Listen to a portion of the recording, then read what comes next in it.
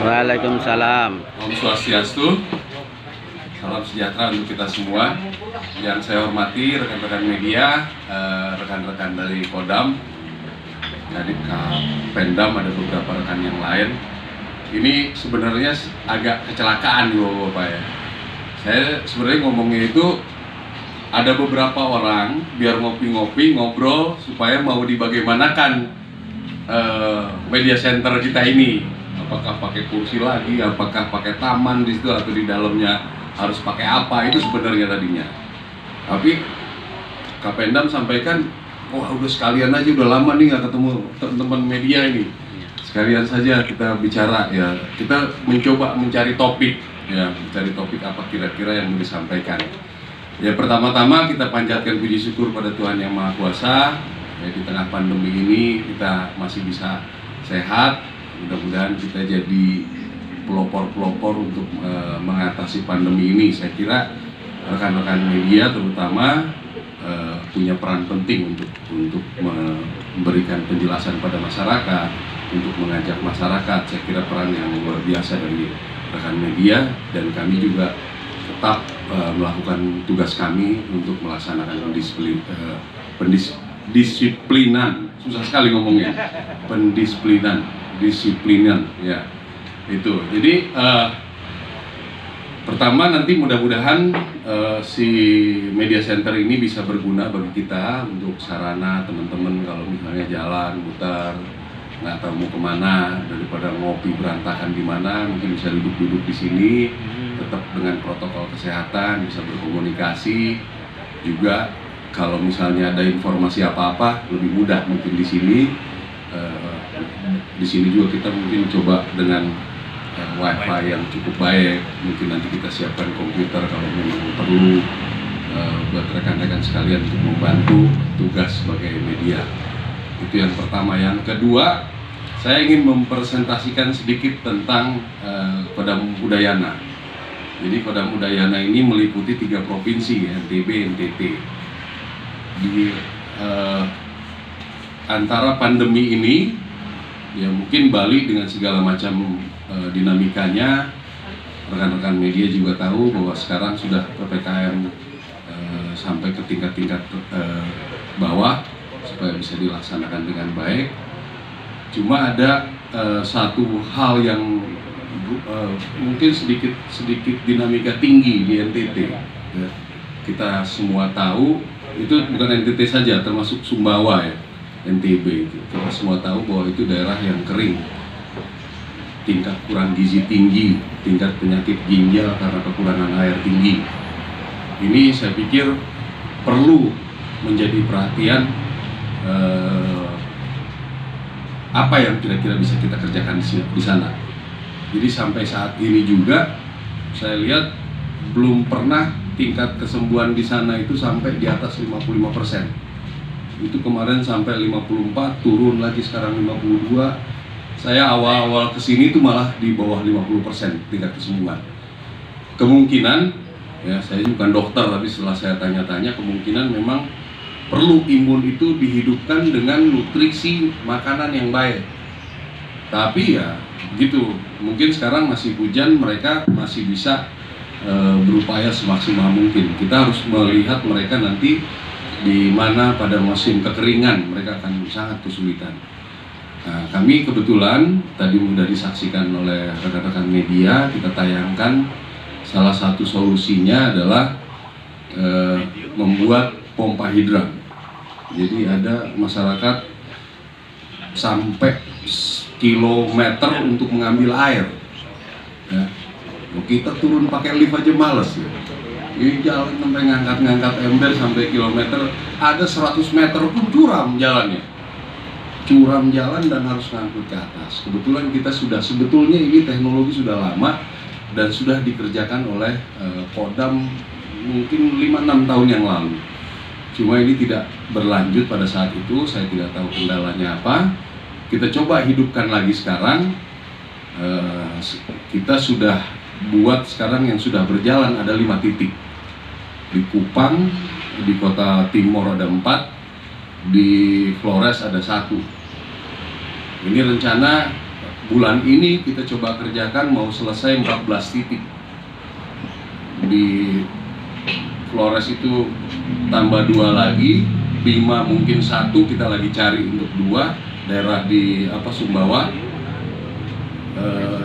Saya kurang jelas datanya, mungkin nanti bisa ditanya, nanti lainnya banyak di Kupang. Gitu. Jadi selain air juga kita coba semua koramil-koramil kita upayakan untuk membuka lahan. Kita pancing mereka untuk tidak semua sebetulnya, beberapa koramil yang ditunjuk dari sekian ratus koramil yang kita miliki, kita tunjuk beberapa, 1 kodim 2 koramil untuk membuka lahan. Belum lagi nanti kodimnya juga membuka lahan. Kita juga mencoba pembibitan di Kupang dengan di Labuan Bajo. Itu karena kita mau nanam pohon saja, pohonnya nggak ada. Jadi kita kesulitan. Kemarin kita ngirim dari Jakarta bibit yang sudah 2 meter, itu dikirim oleh Kepala BNPB, Kepala Satgas Covid, Pak Letnan Jenderal Doni Munardo yang mengirim. Kita coba sudah tanam di Labuan Bajo. Ini juga ada beberapa baobab, beberapa pohon yang sudah 3 meter kita sudah tanam di sampai Lombok dan NTB dan NTT kita sudah tanam. Jadi kita akan coba dibuat di Kupang, Mandalika dengan di Buleleng untuk menyiapkan bibit-bibit kita. Jadi itu saya pikir bagaimana masyarakat ini bisa meningkatkan taraf hidup. Salah satu, mungkin satu-satunya jalan adalah pertanian, ya.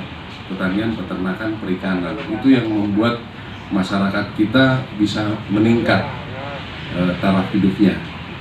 Karena hitungannya kalau sesuai data lebih dari 30% masyarakat kita tuh bertani. Mungkin sampai 40% itu terpengaruh dengan pertanian karena dia jadi penampung, jadi apa segala macam. Jadi efeknya saya pikir mudah-mudahan ini akan kita coba terus tingkatkan. Jadi program kita ke depan itu masalah air, kita akan coba terus tingkatkan masalah pompa hidran. Yang kedua mungkin tentang sumur-sumur ini juga kita akan coba upayakan bagaimana teknisnya nanti. Mudah-mudahan kita bisa dapatkan alatnya untuk bisa membuat air-air itu. Yang ketiga masalah pembukaan lahan. Ini juga kita lagi mencoba membantu petani yang di daerah Tabanan untuk porang. Gitu. Karena selama ini mereka hanya buat mungkin sekitar 5 hektar saja. Padahal lahannya provinsi. Ini sudah dibantu juga oleh gubernur untuk dikerjakan bersama dengan masyarakat. Mungkin mudah-mudahan bisa sampai sekian puluh hektar nanti kita akan membuat tanaman porang. Terus yang di daerah-daerah ya gitu, semua kita coba dengan kalau keterbatasan air mungkin hortikultura lah, mungkin paling tidak kalau nggak bisa makan ada tomat kali kan, lumayan nambah-nambah ya. Mungkin peternakan juga kita akan coba supaya mereka mendapatkan telur murah kan. Itu kalau saya lihat saudara-saudara kita di NTT itu sudah hidup susah, pangannya mahal, udah lengkap sebuah penderitaan itu ya. Jadi kalau kita bisa buat di situ mudah-mudahan bisa lebih murah dan yang lain-lainnya. Saya pikir juga nanti di Bali juga perlu juga ini, karena saya lihat hasil-hasil pertanian yang diperlukan untuk mendukung wisata ini lebih banyak masih dari Surabaya saya dengar. Saya belum dapatkan data secara resmi juga, tapi mudah-mudahan nanti kita coba kita tingkatkan mengenai ini.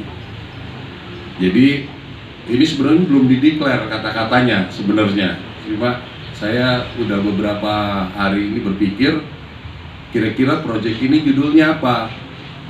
Karena selama ini kalau lihat orang bikin proyek biasanya di satu tempat, sekian ratus hektar buka lahan, sekian ratus.